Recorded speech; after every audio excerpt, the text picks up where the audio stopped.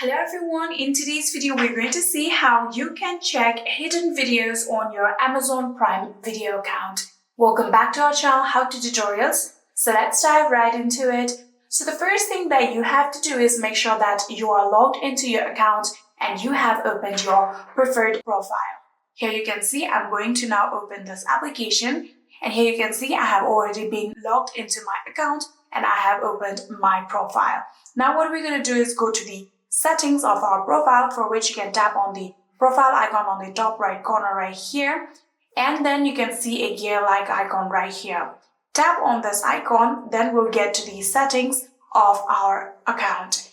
Now in here, what you're going to do is simply tap on the hidden videos that you can see right here.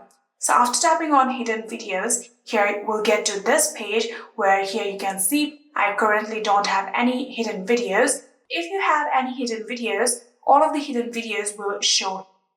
And that is it. That is how you can check your hidden videos on your Amazon Prime Video. I hope this video was helpful to you guys. If it was, please do not forget to hit that subscribe button and like our video. Thank you so much for watching. See you in the next.